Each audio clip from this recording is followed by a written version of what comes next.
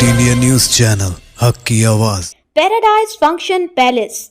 Paradise function palace महबूब नगर। साबिक मरकजी वजीर अनजहानी सौदेनी जयपाल रेड्डी की 82वीं यौम पैदाइश की मुनासिबत से मुस्तखर के JPNC इंजीनियरिंग कॉलेज में तकरीब का अहतमाम किया। इस तकरीब में मुकामी MLA NM Srinivas Reddy, AICC secretary Challa Vamshichand Reddy, देवरखदरा MLA G Madhusudan Reddy, Makthal MLA वाकिटी Srihari, TPCC नायब सदर उबैदुल्ला कोतवाल ने शिरकत करते हुए कॉलेज में वाक़े जयपाल रेड्डी के मुजस्सिमे पर फूल माला चढ़ाकर खिराज अक़ीदत पेश किया।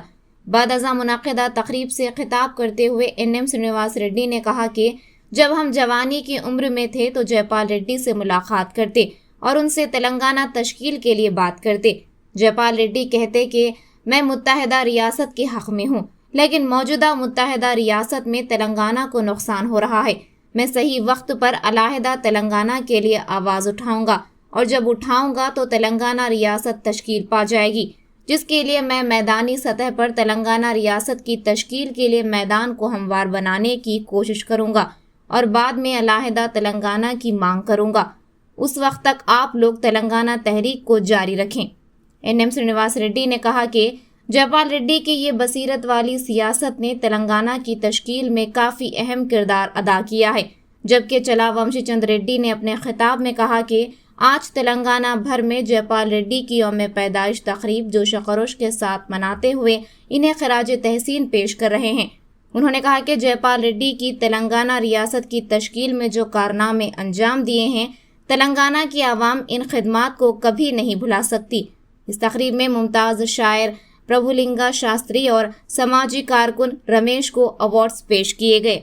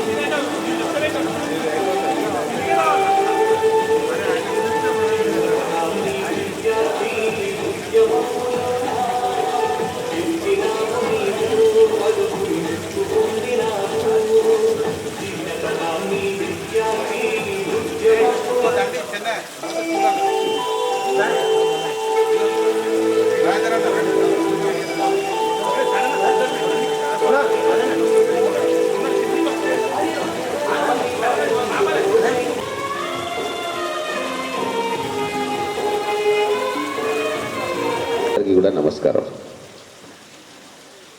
సమయం లేదు కాబట్టి 2-3 విషయాలే మాట్లాడతా. అది కూడా జయపాల్ రెడ్డి గారి జన్మదినం కాబట్టి వారి గురించి మాట్లాడటమే సముచితం. జయపాల్ రెడ్డి గారితో మేము ఎప్పుడు పోయినా ఒక వివాదం, ఒక సంవాదం జరిగేది. మేమేమో ఉద్యమకారులం, ఒకవైపేమో రాజశేఖర రెడ్డి గారు తెలంగాణ ఎట్టి పరిస్థితుల్లోనూ ఇవ్వకూడదు అనే ఆలోచన కలిగిన వ్యక్తి. మరి వారికి సరితూగే వ్యక్తి తెలంగాణలో ఎవరున్నారు అంటే మాకు జయపాల్ రెడ్డి గారి స్ఫూర్ణకు వచ్చేది. మరి వారి దగ్గరికి వెళ్ళి, సార్ మీరు ఎందుకు రాజశేఖర రెడ్డి గారి ఇన్ఫ్లుయెన్స్ను తగ్గించే ప్రయత్నం మీరు ఢిల్లీలో ఎందుకు చేయరు, ఎందుకు తెలంగాణ గురించి మీరు గట్టిగా పట్టుబట్టరు, ఢిల్లీలో మీరు కేంద్రంలో మంత్రిగా కూడా ఉన్నారు కదా అని చెప్పి ఇదే డిబేటు, ఇదే ఆర్గ్యుమెంట్ మొదలయ్యేది. ఇక అప్పుడు మా ఆవేశంలో ఉండేవాళ్ళం, యువకులం.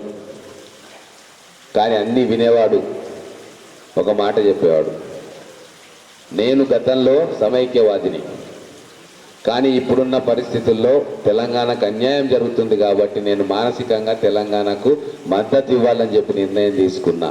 కానీ ఎప్పుడైతే జయపాల్ రెడ్డి అనే వ్యక్తి తెలంగాణకు అనుకూలంగా ఉన్నాడు అని అనాల్సి వస్తుందో అప్పుడు ఖచ్చితంగా తెలంగాణ రాష్ట్రం రావాల్సి వస్తుంది. కాబట్టే నేను సమయం కోసం వేచి చూస్తా. గ్రౌండ్ వర్క్ చేసేది చాలా ఉంది.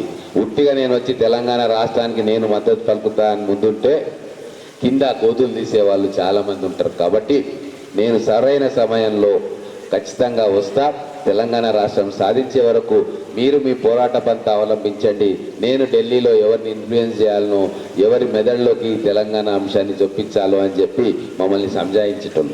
కానీ అప్పుడు మేము యువకులం కాబట్టి ఆవేశం ఎక్కువ. మళ్ళా 2-3 నెలలకు మళ్ళా పోయేది, ఏం సార్ మీరు చేస్తున్న లాబింగ్ ఎక్కడ పనికొస్తలేదు అని చెప్పి మళ్ళా కొట్లాట పెట్టుకునేది. ఇంత చేసినా వీరంతా యువకులు వీళ్ళకి ఆవేశం ఉంటుంది అని చెప్పి చాలా నిగ్రహంతో మేము అడిగే సమాధానాలకు అన్నిటికీ కూడా వారి రీతిలో వారు సమాధానం చెప్పి మమ్మల్ని కన్విన్స్ చేసి పంపించేవాడు. నేను టీఆర్ఎస్తో కేసీఆర్ తోటి చాలా సన్నిహితంగా ఉండేవాడిని. ఢిల్లీలో వారు మంత్రిగా ఉన్నప్పుడు కూడా నేను వారితో ఉండి జైపాల్ రెడ్డి గారితో సంపర్కంలో ఉండేది. ఆఖరికి తుగ్లక్ రోడ్డులో 23 తుగ్లక్ రోడ్డు భవనం రావడానికి కూడా కారణం జైపాల్ రెడ్డి గారే. ప్రతి సమస్యకు వారి దగ్గరికే వెళ్ళి సమాధానాల కోసం వెతుక్కునేవారు.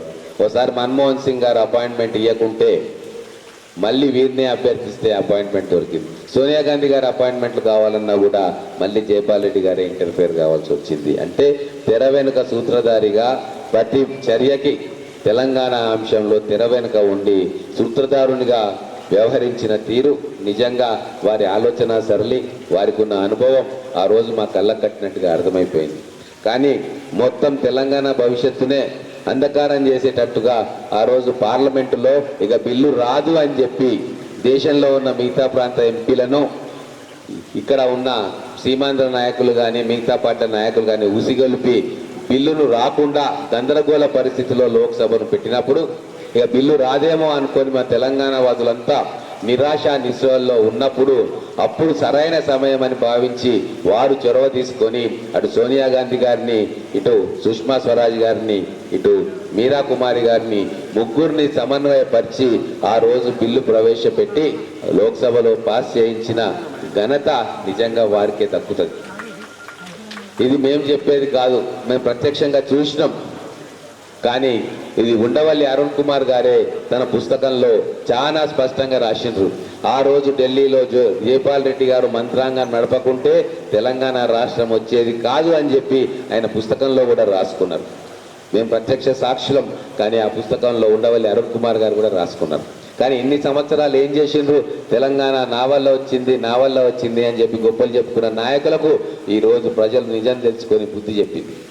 కానీ ఒక్క లోటైతే మమ్మల్ని బాధిస్తుంది.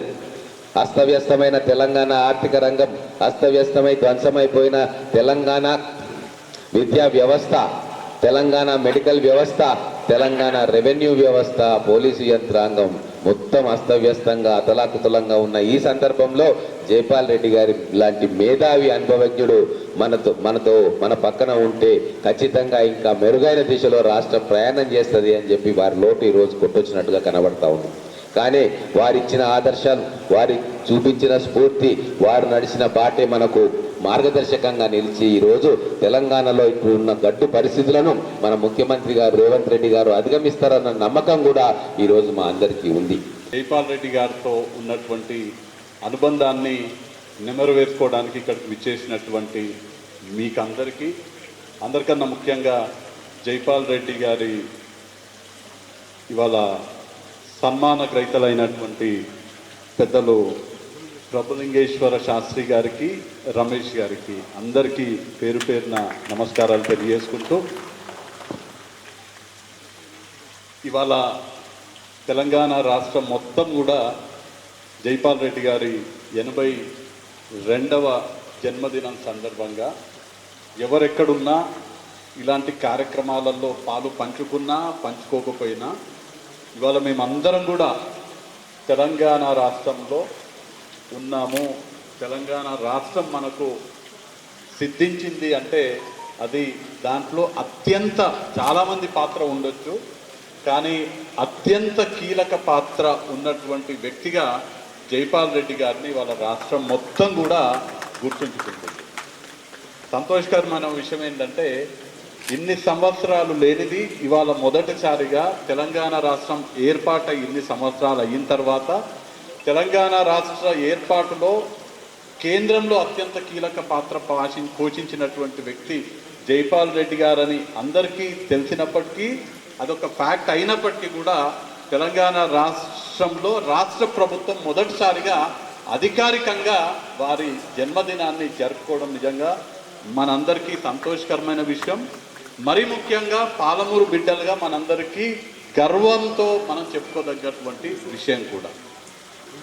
ప్రభుత్వాన్ని మనస్ఫూర్తిగా ఈ నిర్ణయం తీసుకున్నందుకు ఒక పాలమూరు బిడ్డగా నేను ప్రభుత్వానికి మనస్ఫూర్తిగా కృతజ్ఞతలు తెలియజేసుకుంటూ, వారి జన్మదినాన్ని వారి వర్ధంతిని అధికారికంగా నిర్వహించడమే కాకుండా వారి స్థాయికి తగ్గట్టుగా మన జిల్లాలో ఉన్నటువంటి అనేక ప్రాజెక్టులు కానివ్వండి, అనేక విద్యా సంస్థలు కానీ మన జిల్లాలో ఉండేటువంటి చేపట్టే కార్యక్రమాలకి వారి పేరు పెట్టాలనే ఏదైతే చాలామంది వక్తలు ఇందాక చెప్పడం జరిగిందో, చాలామంది ఇక్కడ ఉన్నటువంటి వాళ్ళు కూడా ఆ అభిప్రాయం వ్యక్తం చేస్తున్నారో, ఆ అభిప్రాయానికి తగ్గట్టుగా ముఖ్యమైనటువంటి ప్రాజెక్టులకు, ముఖ్యమైనటువంటి కార్యక్రమాలకి వారి పేరు పెట్టి వారిని గౌరవించుకునే బాధ్యత మనందరికీ, ప్రభుత్వానికి కూడా ఉంది అనే విషయాన్ని ఈ సందర్భంగా తెలియజేస్తున్నాను.